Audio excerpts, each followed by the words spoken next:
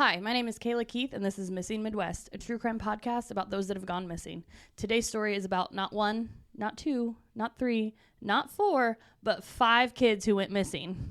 Or did they? A house fire in very mysterious circumstances. This is Missing Midwest, and someone knows something.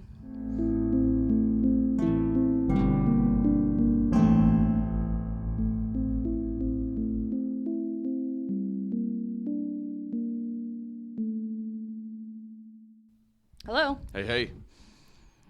Ready to record? Let's go. Let's do this. Always ready. I look forward to this all day. I do. Do you have anything? I do. You do? Of course you do. Listen, we love you guys, for sure. But we are going to take a little bit of a break here. Oh, I was in my announcements too. We are. This is the last Missing Midwest episode for 2 weeks. Yep. Our kids are on Christmas break, so we're going to take a break for Christmas and New Year's. We will be back after the first of the year, though. The good news is the second Saturday in January. January 5th is our anniversary. The first of the year. Yeah, but there's a Saturday, like the January 6th. We don't have an episode coming for that day. Our anniversary? The 5th is. For what? For what? Like our 11-year anniversary of when we got married? That one? I forgot. Nice. When do you take me to a beach? As soon as we hit like 1,000 subscribers on Missing Midwest. You heard that? So listen, my beach vacation depends rides on you guys. So we will not have any new Missing Midwest episodes. The good news is though that we are still going to release weekly episodes for our subscribers. Yep. Because we love them just a little bit more. Sorry. Wow, that's a little rude, but it's not rude. But so if you ever have wanted to subscribe and you just absolutely can't possibly consider going 2 weeks without hearing us, which who can? We're great. You can subscribe and you can hear those 2 episodes for that 2 weeks, and you get the entire backlog of Murdered Midwest episodes. So do it. Yeah, this week, yesterday. You don't have to go 2 weeks without us. There's no reason to. We posted our 13th Murdered Midwest episode. Yeah. And so real 14 quick. No. This is 14 today. We'll do 14. Then this is Missing Midwest. I know, but the next one will be 14. Yes, and then correct. 15, 16 will be the weeks that we're taking off from Missing Midwest. Right? Something like that. I'm not entirely sure. Yeah, but hey, listen, before we get too far into this, we have some shout-outs that we have to give. Yes, we've been promising that on the December 23rd episode that we would be giving a shout-out. I'm just going to give a shout-out to all of them, all of our subscribers. We appreciate you guys. Our newest, Abby Farley. Thanks for joining. Hillary Harnish. His name is Abby. Yep. Hillary Harnish. I'm going to say something about every name. There you go. I'm going to try it. Ready? How about Hillary Harnish is my best friend's little sister. Okay. There you go. Thanks, Hillary. Karen Keller is my best friend's mom. We're just paying people to subscribe for us on the side. Bridget Reed. Bridget Reed. I know Bridget Reed somehow. Why is that not coming? Oh, I think I met her through the shop. She did my art classes. Thank you, Bridget. Andrea Grove is Lily's mom. Lily's in my class, my 5th grade class. She emailed and told me the whole family listens. I sent her a whole bunch of stickers. I absolutely love Lily.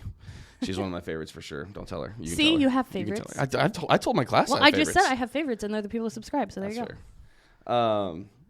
Terry Hamilton, we appreciate you. I don't know her, but I thankful like for her. The name Tara, and I had a friend named Tara in college. There you go. Terry Turner.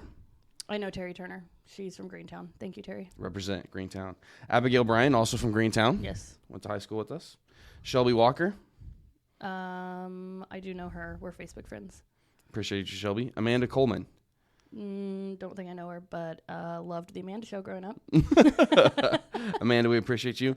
Dina Boersma, very active on the Facebook page. I know her. We appreciate all your likes and shares. It means a lot to us. Kristen Shepard was there when my kid was born. I was going to say, she was our labor and delivery nurse. Yep.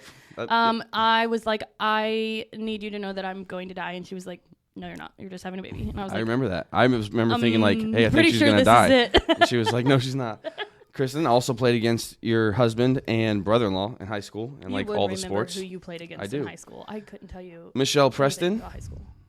What? Michelle Preston is the next name. Yes, know her. Facebook friends. Respect. Thank you, Michelle. Laura Heilman. Yes, I know her from the chamber. Nice, chamber Kokomo. And Elizabeth Jameson. I have her nephew in class as well, Adam. Big fan of Adam. Yes. Thanks, Elizabeth. Yes, Elizabeth, thank you so much. Means the world. She was our first subscriber. Aww. Elizabeth, thank you. Thank you, guys. We appreciate you, and we hope you guys have a wicked, awesome Merry Christmas. If you're listening to this before Christmas. If you listen to it afterwards, I hope you had an awesome Christmas. As far as announcements go, the only thing that I have left is that our merch store is still open. I think the next shipment will go out in the first of the year. Mm-hmm. And I also want to preface the story for this episode that it's a Christmas story. It's a holiday episode. We're leaving the Midwest. Themed. Yes. So for today, okay, wait. Before I get into today's episodes, I wanted to update about the Jared McCulloch case. Oh yeah, get that. Yes. So I was contacted after we released the episode last week about Jared. His mom contacted me. She thanked me for the episode. There were a few corrections that I posted. It just like a few things as far as like. So his shoes, I think I said that his shoes were found by his truck. That wasn't true. It was actually like kind of a distance away. They just found, which I think is even weirder, right, that they agreed. found his shoes not by his truck. We said in the episode that he spent $15 in gas in Carmi. That is not confirmed. They have him on security, and they just guessed by like the amount that he had, but that's not. It might have been more than. It wasn't 15 exact guaranteed he spent. I said they fingerprinted the truck. His mom said they did not fingerprint the truck. They said they did, but she said that they didn't. The RV park we talked about, I don't remember. I might have said that he had been there before. He hadn't been there before. His mom just said that like they had went to RV parks growing up and stuff, and he would have known that was a safe place to like maybe sleep. And then the truck, the big one, his truck was not actually found on Cannonball Bridge. So there was like and this is one of the things with cases like these. It's so new. The facts are they're a little jumbled up because amateurs. I mean, we don't know. We're not detectives, and his mom isn't a detective, and so it's family members and just people trying to help and piece it together. And so it was actually found not on the bridge. It was like 20 miles from the bridge, out in the middle of nowhere. Still, the police said so. Cannonball Bridge, apparently, there's like a toll booth near there or something, and his truck was not picked up on those security cameras, so the police said he didn't cross the bridge. However, the locals that his mom has talked to had said there's some back roads that you can get across, which help you avoid the tolls. And so that doesn't mean he didn't cross. It just means he didn't pay to cross at the toll bridge. So those were just a few little corrections that she pointed out to me. She also wanted me to know that the police released an interview. They did an interview this week. So Jared had an upcoming court date. There was a domestic dispute that he was involved in. His mom said the charges were most likely going to be dropped. It was just like this misunderstanding type thing with a girl. I don't know the details of it, but she did say that the court date was coming up in mid-November. He obviously didn't make the court date because he went missing on November 5th. Well, the court system doesn't care if you're missing. So they released a warrant for his arrest. And so the police did an interview and basically were like, hey, he's a felon. He's on the run. He's hiding from this court date. His mom was like, I completely understand if you guys just want to stop helping me, because once that information was out there, people are, just they turn their heads. They turn their heads, yeah. And so she was really upset about that, which I understand. And they weren't super helpful to begin with, and now they're basically like, yeah, sorry, he's on the run, and they're just accepting that. I don't think he's on the run. I don't think you throw your shoes out your truck window and ditch your truck and ditch your dogs if you're on the run. I also don't think that your only phone calls go to your ex-girlfriend if you're on the run. So I still think there's something sketchy going on over in that area. So we still want to help. We still want everybody to keep their eyes out. We still plan on maybe taking a trip and driving over there and just looking for ourselves. So if you want to help, let us know. We're still definitely talking to his mom and his family, and we just want to keep the word out there, because like we always say, someone knows something. Even if he did run away, they deserve to know where he's at and what was going on. Personally, I don't think he ran away. Nobody thinks he ran away. The cops are saying he ran away, but so go back and listen to that episode if you haven't, and share it. Get the word out there. Keep the word out there. Jared's family misses him, and I can't imagine not knowing where one of my kids is, and that's where they're at. So keep helping with that. That's all. Anything else? I'm ready. I got my Coke with no ice. Shout out Doubting Thomas downstairs here at Cross America. Big fans. It's really good. It's a vanilla Coke with no ice, in case anyone ever is like, we should take Kayla a Coke with no ice. Vanilla Coke with no ice. Still pregnant. 21 weeks. Can't breathe. Anything else? I don't think so. You know what's stressful? Buying and selling a house. Just over a year ago, we were in the middle of the process and it was overwhelming. I am so thankful that we had someone like Amber to guide us through the process. She knew what to do and when to do it. You were so concerned about pricing and loans, and I was just concerned with the colors and the layout. Oh, you remember that? Yes. Amber kept everything in mind, and we are in our dream house because of her. If you are looking to buy or sell in or around the Howard County area, you have to give Amber a call, or you can just give her a text, 765-865-1118. You can follow her on Facebook at Amber White, Realtor/Broker with Carrie Gruhl and Associates. She posts the latest listings, giveaways, and even helpful home tips. We are so grateful for Amber and all her help. Okay, we're going outside of the Midwest today for Missing Midwest because it's Christmas time. Holiday episode. Holiday special. And we are going to Fayetteville, West Virginia.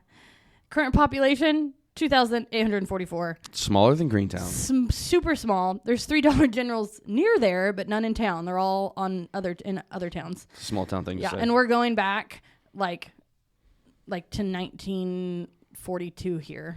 So actually, I think it was 1945 when it actually happened. So we going back in time, and we're going outside of the Midwest. So you ready? Let's go. Buckle up. So let's start with talking about George Sodder. George was born in Italy in 1895. He immigrated to the United States 13 years later with his older brother. Who went back, his older brother went back home.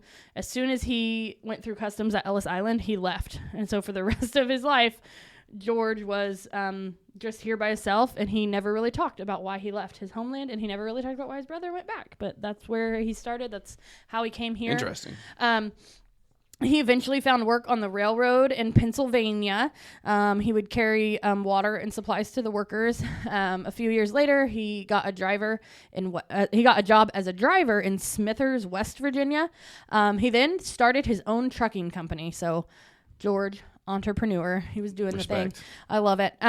He initially was just like hauling dirt to construction sites to fill dirt, and then he started hauling coal that had been mined in the area. He met Jenny Capriani. It's Italian. You nailed it. I think so too. She was a storekeeper's daughter, and she had also immigrated from Italy in her early childhood, and they got married.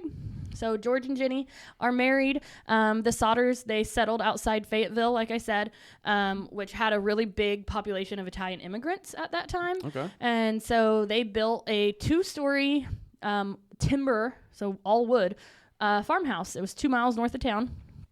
In 1923, they had the first of their 10 children. Wait a minute. And to that, I say, please stop. I cannot. I'm on 3. I'm on 3rd, and I'm like, why? Why did I do that? That's a lot. Yeah. So I mean, I know what happens, but like, big happy family back then. George's business was prospering, and so they became one of the most respected middle class families in the area. However, George had some super strong opinions, and he was not afraid about expressing them. Same George. But sometimes this would alienate people. Same George. But it was about Mussolini, the Italian dictator. Okay. And so he had some strong opinions about him. And so when they were in the area with all these other Italian immigrants, like some of the things he said didn't sit so well with them. Some people still like Mussolini. He was apparently, yeah. And so he was just known as like being very outspoken about America. He was just pretty outspoken about that. So the last child they had was Sylvia, and she was born in 1942. By then, they had their second oldest son, who was named Joe. He was 21. He had left and was serving in World War II. The following year, Mussolini was executed. And so that was kind of over, but George was still known. He had some harsh criticisms of him, and so it had left some hard feelings with some people around town. In October of 1945, a life insurance salesman knocked on the door, which not home, but apparently they were home. And after George was like, no, we don't want your life insurance, he got mad and he told George that his house was going to go up in smoke and your children are going to be destroyed. Okay. Yeah, I don't. Bye. Like, what? I mean, dude, knock some that's teeth. not I a- feel like if somebody says that to me, I'm swinging at that. Yeah, like, just because we don't want your life insurance, sir? Yeah. You're threatening our life? Weird. And then I don't like that at all. But then he like attributed him saying that to the dirty remarks you've been making about Mussolini. So he was just mad. So George was like, "You're just mad, bro. Like, leave." But like my family? Yeah. Another visitor was there looking for work. And he was like walking around back with George, and he just like suddenly stopped walking and he pointed to a fuse box on the side of the house and said, "This is going to cause a fire someday." And George was like, "No, I just had my entire house rewired by an electrician because we installed an electric stove, and they wired the whole house." So it like literally like he had the electric company come back out to check because he was concerned. Yeah. And they were like, "No, it's completely fine." So in the weeks before Christmas, some strange things were happening at the Sodder family house, okay? George's 2 older sons had noticed this strange car parked along the main road in front of the house. And they were just watching the house. And they would watch the kids, after the younger kids, when they returned from school. So red flag. Big red flag. Yeah, so they didn't like that at all. Plus, they had this salesman that threatened them, and then the guy with the fuse boxes, which was kind of weird. So Christmas Eve, 1945, okay? That's where we're at. Okay. Marion was 19 years old. She was the oldest daughter. She was working in town in Fayetteville at a dime store, and she had surprised her 3 younger sisters, which was Martha, who was 12, Jenny, who was 8, and Betty was 5. And she bought them new toys for Christmas. And so they were super excited, and they asked their mom if they could stay up late past their bedtime to play with their new toys. Jenny said it was at 10 o'clock, and Jenny was like, "Yes, you can stay up as long as the 2 older boys who are still awake," which was 14-year-old Maurice and 9-year-old Lewis. They still have to put the cows away and feed the chickens tonight. But if they promise to do that, and stay up, like, that's fine. So George and the 2 oldest boys, 22-year-old John and George Jr., who was 16, they had spent the entire day working with their dad. So they went to sleep early. They were already asleep. So it was just Jenny and the kids, like the little kids. So after she reminded them of doing your chores, she took Sylvia, who was now 2 years old at the time, upstairs, and she put her to bed, and Jenny went to bed too. That night at 12:30 a.m., the phone rang. Jenny woke up and she went to answer it, and it was a woman. And she said she did not recognize the woman, and she was not familiar with the name that the woman was asking for. She said that there was like the sounds of laughter and clinking glasses, so she assumed it was just like this Christmas Eve party or something. And she was like, "Yeah, wrong number. Go, like, wrong number." She said the woman like had this weird laugh, like cackled. And so she just hung up and went back to bed because it was weird. Give me your best cackle. Go. Absolutely not. You feel better? No. Okay. Go ahead. So as she went back to bed, though, she noticed that the lights were still on and the curtains were not closed. And that is something that they always did before bed. Like, all the kids. They knew that was like the bedtime routine. And so she assumed the kids were still awake downstairs because of these the lights were on. So she went down there. And Marion, the oldest daughter, was asleep on the living room couch. So Jenny assumed that the other kids had went to their they slept in the attic. She was like, "Oh, they just went to sleep." So she closed the curtains and she turned the lights off and she went back to bed. Sounds like a super mom thing to do. Yeah. Told you guys to turn the dang lights off. You didn't. So she turned the lights off and she went to bed. At 1 a.m., Jenny just keeps getting she's such a mom. She just keeps getting woken up in the middle of the 10 night. kids. I imagine she never sleeps again. Yeah, she's the only one doing all of the things. At 1 a.m., she's awakened again by the sound of an object hitting the roof with a loud thud and then this, like, rolling noise, like, down the roof. On Christmas Eve, huh? Well, it was Christmas Day. Wait, did I say Christmas? Is it Christmas Eve or Christmas? Christmas Eve. It is Christmas Eve. Yeah, so obviously it's Santa. Obviously. So she just was like, "I better go back to bed." No. She sat there for a minute and she didn't hear anything else, so she went back to sleep. In a half an hour again, she woke up again, but this time to the smell of smoke. She got up and found that the room, George's office, the room he used for work, was on fire. And it was right by the telephone and the fuse box. And so she, like, waking everybody up. She wakes George up. She's yelling, complete chaos has erupted. George immediately wakes his 2 older sons up because we're in 1945 here. We're not calling the fire department and they're here in 3 minutes. Like, yeah, right. Sure. And so he's like, we gotta do this. So they get their four of their children, the young ones, Marianne, Sylvia, John, and George Jr., and they all escape the house. They are screaming to the kids upstairs to come out of the house, and nothing happens. Nobody comes down the attic stairs. They can't get in there. They could not go up there. The stairway was completely blocked by fire. So John said, this is the oldest son, in his first interview with the police, he had said that he went up to the attic to alert his siblings, but then later he said that he just like yelled up there. So that like was kind of like a point of contention, but not really. I mean, he probably just, it's freaking chaotic. No yeah. pun intended, Yeah. Did you know the Jefferson House of Flowers has been a local Kokomo florist for almost 100 years? Our trained designers make beautiful arrangements for literally any occasion. You can send flowers for any reason. Birthdays, anniversaries, get well, congratulations. The list goes on. We make flowers for funerals, weddings, proposals, and even proms. Let's be honest.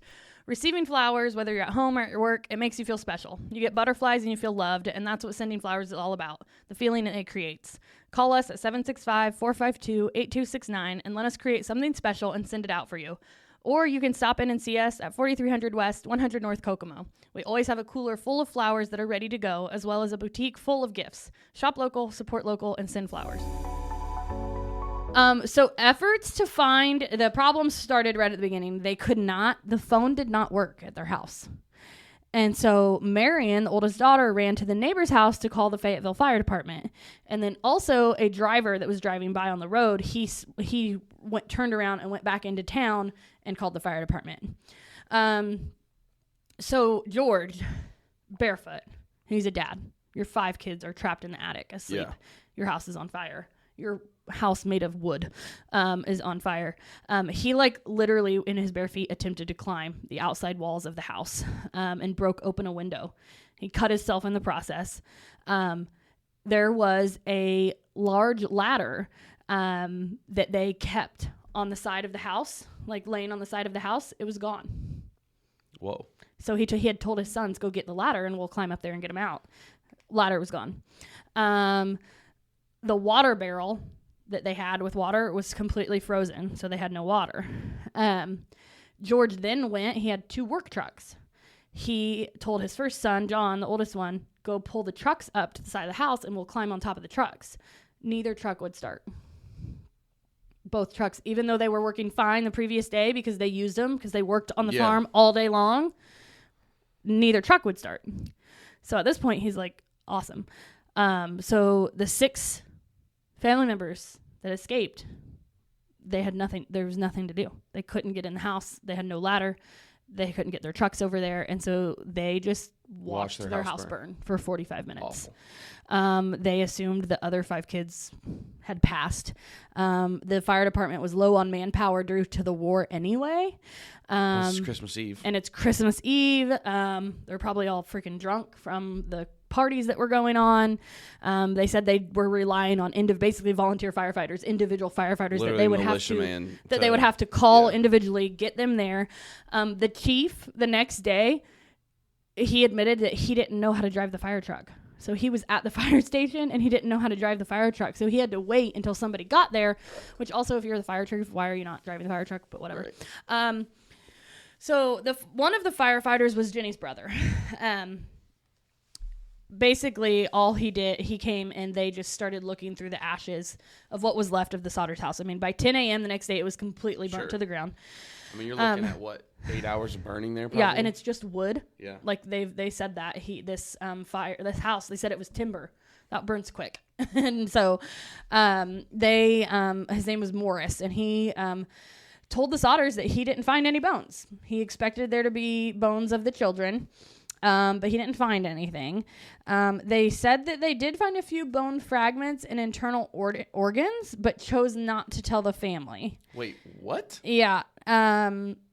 They basically were like, we're gonna wait until like the professional investigators get here, because this was just her brother looking, and so they're like, we're just gonna wait until the fire professionals actually do like an investigation and search these the remains of the house and everything.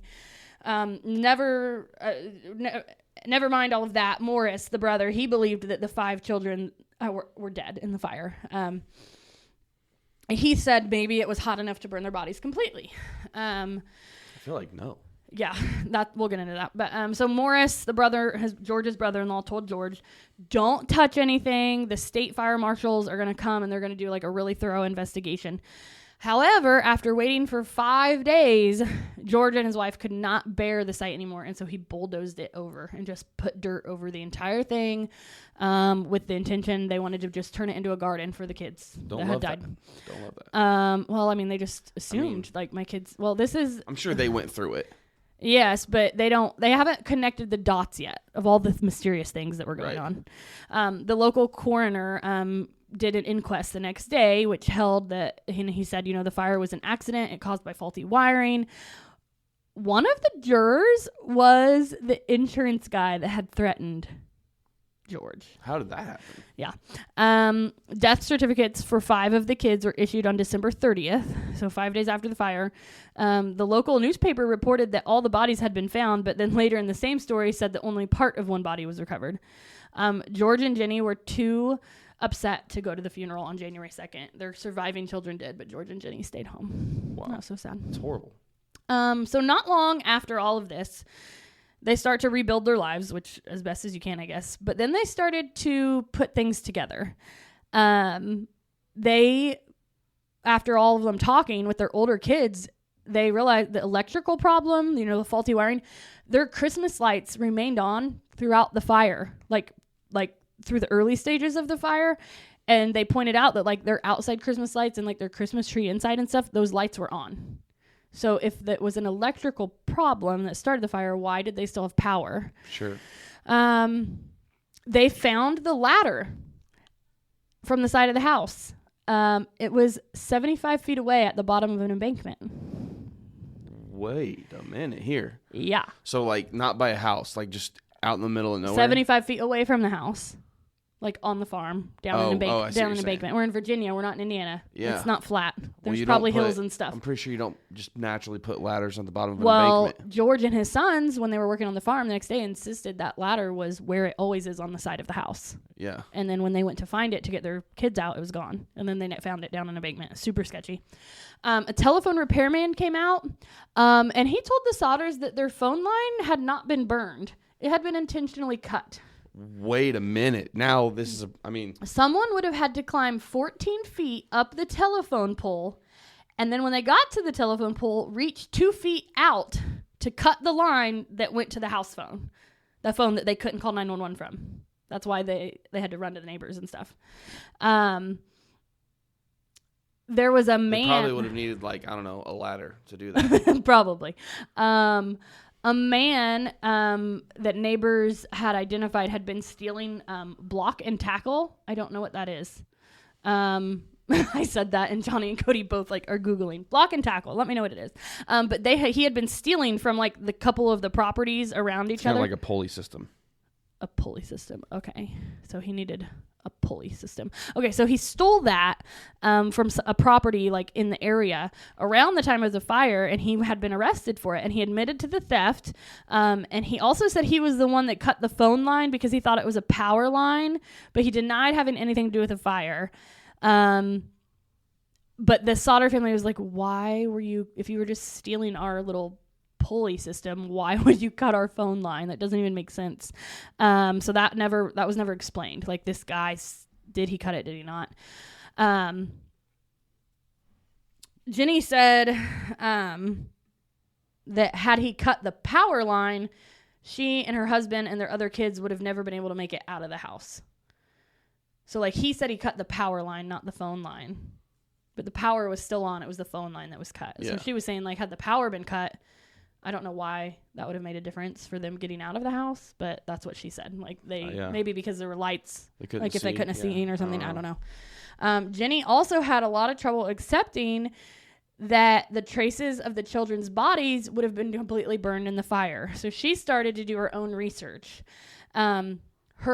Many of her appliances from her kitchen and stuff were found. They were just like singed and ashed. They also found fragments of the tin roof. So she started collecting animals from the farm and burning them. Dead animals, I assume. Yeah, no, they were dead. And so she was like recording the temperatures and stuff and like seeing if she could get a fire hot enough to completely destroy the animal bones, and she couldn't get them to burn up. She also contacted the local crematorium, and they told her that human bones are burned at 2,000 degrees and for 2 hours, which is a lot longer and hotter than the house fire was. Right. And they still would be left. They would still have bone fragments, and they found none in the fire. Wow. I mean, this was an all wood house. They said it burnt quick, 45 minutes, and it was done. Wow. So she was just like, she was questioning it.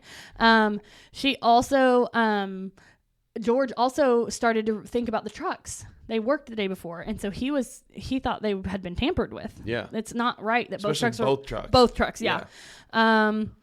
So they're just kind of like putting all of this together, and they're like, what happened?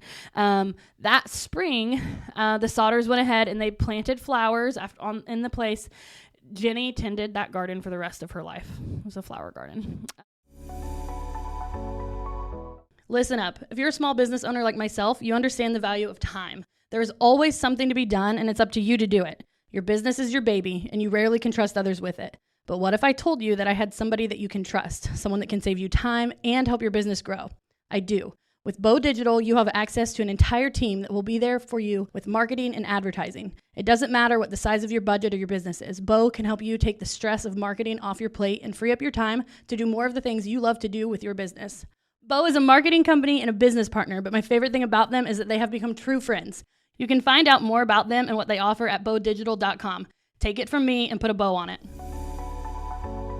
In 1946, so a year later, there were new developments, and the family decided that they believed the kids were alive somewhere. Interesting. They believed that their kids did not die in a fire that night. Do you remember the ages of these kids that are missing? The oldest one was 14. Okay. So evidence started emerging that the fire was not started by an electrical fire and was instead set deliberately. A bus driver came forward and said that he was passing through Fayetteville late on Christmas Eve, and he saw people throwing balls of fire at the house. A few months later, when the snow melted that spring, Sylvia found a hard, dark green rubber ball-like object in the landscaping nearby. George... And she told George about, this, remember I heard something hit the roof. Santa hitting the roof. Yeah. And George said it looked like a pineapple bomb or a hand grenade used in combat. Big yikes. The family later claimed that the fire, contrary to the fire marshal's conclusion, that the fire actually did start on the roof, even though there was no way to prove it. Huh. Other witnesses claimed to have seen the Sodder children themselves. One woman who had been watching the fire from her property said that she had seen a car pass by and that she saw children peering out of the car in the back seat. Another woman at a rest stop between Fayetteville and Charleston said that she served them breakfast the next morning on Christmas Day, and that there was a car in the parking lot, at the rest stop parking lot, that had Florida license plates on it, and she remembered thinking that was weird, like to have somebody from Florida that far up there, up north, Yeah. The Sodders eventually, they hired a private investigator. His name was C.C. Tinsley from a nearby town, and he started to look into the case. He informed the family about the fact that the insurance guy who threatened them was on the jury that ruled the fire an accident. And he also learned about some rumors that had been circling around the town that Morris, the brother-in-law, had found a heart, which like like they said, internal organs. He had actually found a heart, but he put it into a box and didn't tell the family because he didn't want them to make him sadder. apparently he had confessed to a local minister, who then turned around and told George about this heart in a box. So George and the private investigator went to Morris, and they're like, hey, a couple people told us, like, you found a heart in the fire. And he said, yeah, I buried it. And so they dug it up. And when they looked inside the box, they took it to a local funeral director who examined it. And in reality, it was a beef liver that had never been exposed to fire before. Morris eventually admitted that he didn't find the liver in the fire. He just placed it there in hopes that the Sodders would be satisfied with, like, we found this heart. Like, obviously your kids died in the fire. This is the weirdest thing I've ever heard. I know. I would be looking. Morris suspect number one. So he was, but it doesn't even make sense because he's super like, sus, as the I kids wanted say. you to drop the idea that the kids made it out of the fire, but he buried it and didn't tell him about it. That doesn't make any sense. No. Morris, either moron or suspect. Yeah. So that's super strange. that was weird. I was hanging on your every word there for a second. I was like, this is about to be some big information. So they said they found internal organs in the fire. It was that. And he didn't. So they found nothing in the fire. They found nothing in the fire. He said he did because he wanted them to have peace of mind that the kids did die in the fire and they could move on. See, when you first said that, I'm like, there's no chance you find organs and not bones. Right? Doesn't even make sense. One occasion, George saw a magazine photo of a group of ballet dancers from New York, and one of them looked like Betty. He drove all the way there and demanded to see the girls himself. It wasn't Betty. He tried to get the FBI involved, but they said that he actually got a letter back from the FBI director, and he said that they would be happy to help, but the local police would have to invite them to help. The Fayetteville Police and Fayetteville Fire Department wouldn't ask for help, so they couldn't. He said we couldn't do anything. That's ridiculous. Because they ruled that they died in the fire and it was accidental. In 1949, August 1949, George persuaded a pathologist from Washington, D.C. to come supervise a new search through the dirt of the house site. After a very thorough search, they had a team come and this, pathologist. They found some coins and several small bone fragments. They determined that the bone fragments were human vertebrae. They sent the bone fragments to the Smithsonian, and they were confirmed to be lumbar vertebrae, all from the same person.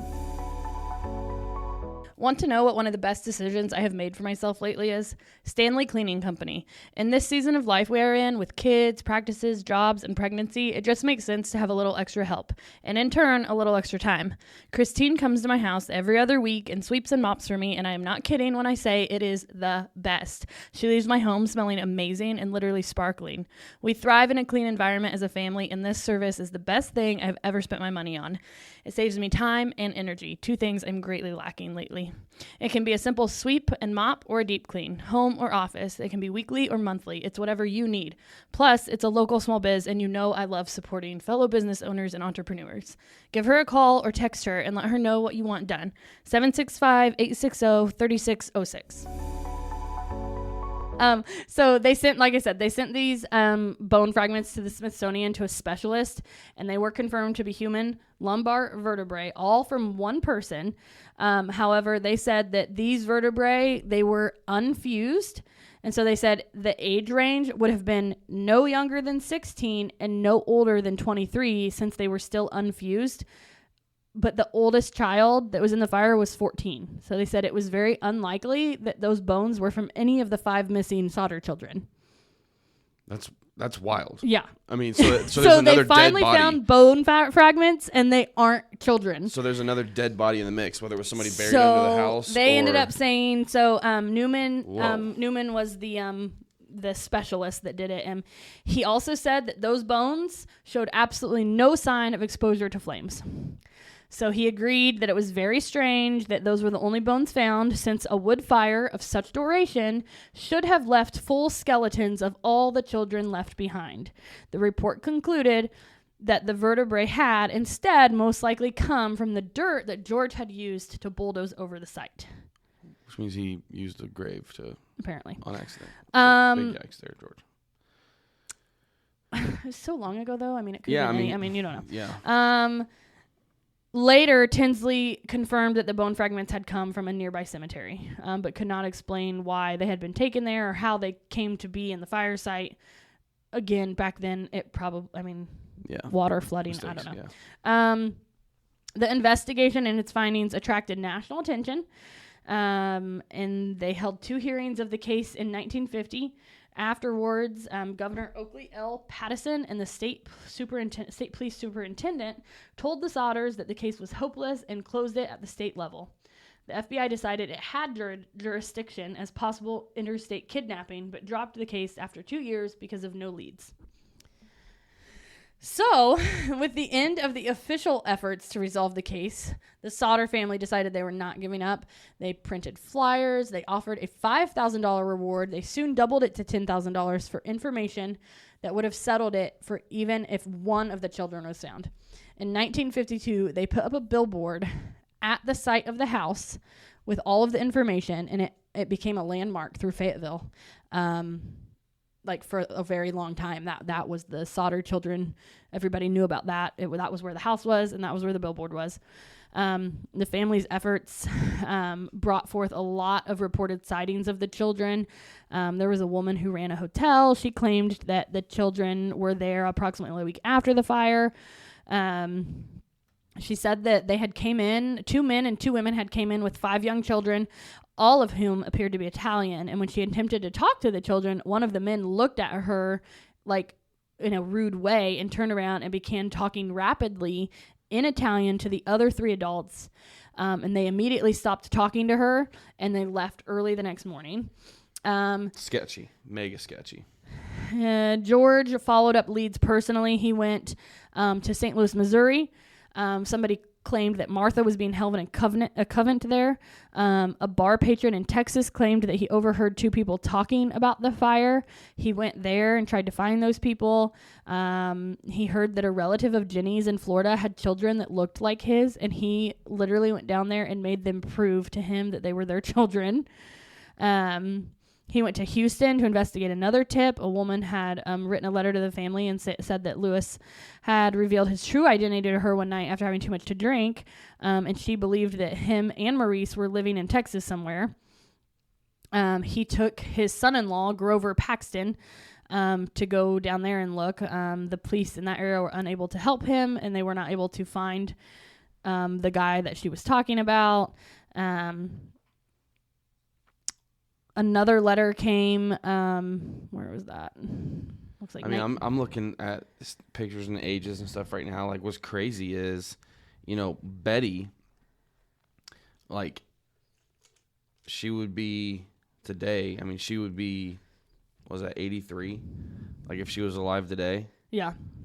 That's possible. People live to be 83. So another letter they received. This was the most credible evidence that they ever got, that the family ever got. They believe that Lewis was still alive. One day, Jenny found a letter in the mail addressed to her and postmarked Central City, Kentucky, and it had no return address. Inside was a picture of a young man around 30 years old, and he looked very similar to Lewis, who would have been in his 30s if he had survived.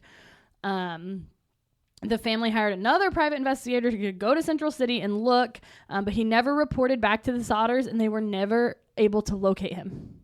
They paid a private investigator to go and look, and he just never came back and never reported to them.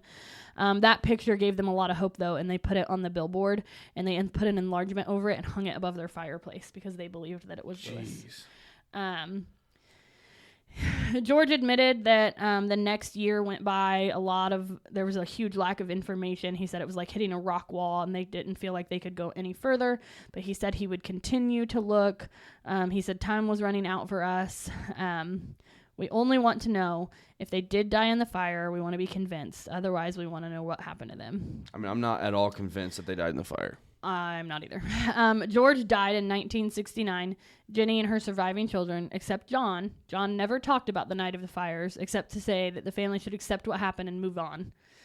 They continued to seek answers for their questions about the missing children. After George's death, Jenny stayed in the family home. She put up a fence around it. added some more rooms on, and for the rest of her life, she only wore black and tended to the garden at the site of the former house. She died in 1989, and the family finally took they said it was very weathered and worn. They took the billboard down. The surviving Sodder children, joined by their own children, they continued to publicize the case and investigate leads.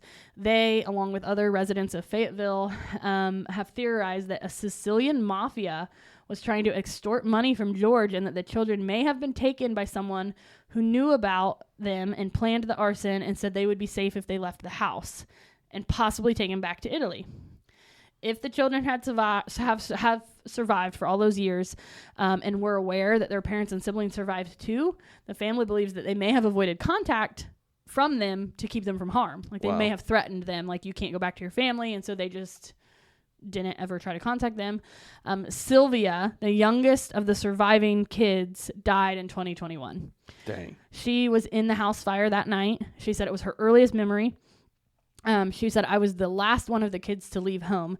Her and her dad, she said, they often stayed up late talking about what might have happened. She said, I experienced their grief for a very long time. She believed that her siblings survived that night, and she always assisted with the efforts to find them and make the case publicized. Her daughter said in 2006, she promised my grandparents she wouldn't let the story die and that she would do everything she could. Wow. So now, the family's efforts have come to include online forums, web sleuths, media coverage. So their grandkids, the Sodder grandkids, are still trying to find out what happened. So their aunts and uncles. Wow. Yep. A local author did write a book saying that he believes the children did die in the fire in 1945. He said, logic tells you they probably did burn up in the fire. Logic tells me they didn't. I disagree. So, yeah, I don't agree with that one. The National Public Radio, around the 60th anniversary in 2005, they did a story. They believed that the children's death in the fire was the most plausible solution. She said that the firefighters probably didn't know what to look for. The house had collapsed and it smoldered all night. However, they said there is enough weirdness about the whole thing that if someday we learn that the children did not die in this fire, we wouldn't be shocked. So that is the story of the Sodder family, the Christmas Eve fire. I don't believe they died in the fire. Me neither. Do you believe they did? I do okay. not. Cody? Find bones. I think you would find bones. I think a wood house would burn and burn quick. They said it was literally 45 minutes to an hour, and then it was like completely leveled. The house was gone. But I'll say this, though. You can't burn bones. When you cremate somebody, you have to, Cody, he pulled up information over there. It said like the degrees that it has to be for like a long time. Yeah. So, yeah, I think that you would have, and it's not like you were looking for one skeleton here. You're looking for 5 whole human skeletons. You would have found something. So what Cody pulled up was what temperature does a house burn at? And so he said within a few minutes, a house fire can get up to 1,100 degrees Fahrenheit. Is that a fire in 1945? Because today's houses are a lot different than the wood houses they would have built. You said it had to be 2,000 degrees to burn bones. Over a period of a long time, 2 hours. For a cremate, how long? Yeah, if you look up how to cremate a body to where the bones are gone, it's like 2,000 degrees for like 3 hours or something. So here's my thing. I've always wondered about this case. The kids were downstairs. Uh-huh. They were able to stay up late. Uh-huh. The one sister fell asleep. Uh-huh. The mom assumed the others went to the attic. Exactly. I don't think they went to the attic. I don't think they did either. But why did they leave? If somebody came and took them? First of all, I was 14 once upon a time. Good luck getting me to go anywhere. I can't imagine I would let my sisters go anywhere. Yeah. Like, absolutely not. So my question is, how in the world did we get to that point? And so then the other option is, like, did the older brother say, like, hey, let's go do something outside? And then there was people there that were trying to burn the house down, and then they took them. I mean, I don't think they could have been in the attic because I think the fire They wouldn't have gotten out. They would have died. Yeah, I don't think they were in the attic at all. I also don't know anything about the Sicilian mafia, but it sounds extremely scary. So I'm not trying to tamper with this. I don't want to know if they knock on the door and tell me to leave with them and you're 14. I probably would. And the other thing that I've thought about too is like, okay, when the fire started, if it was like the older brother was like, okay, I can get my siblings out. Yeah. I'm getting these guys out. If they were all downstairs, he got them out. Yeah, he got them out. And then before he could go and get back in, like somebody was out there, the people setting the fire snatched the first ones that came out. Yeah. If they were awake downstairs. Yeah.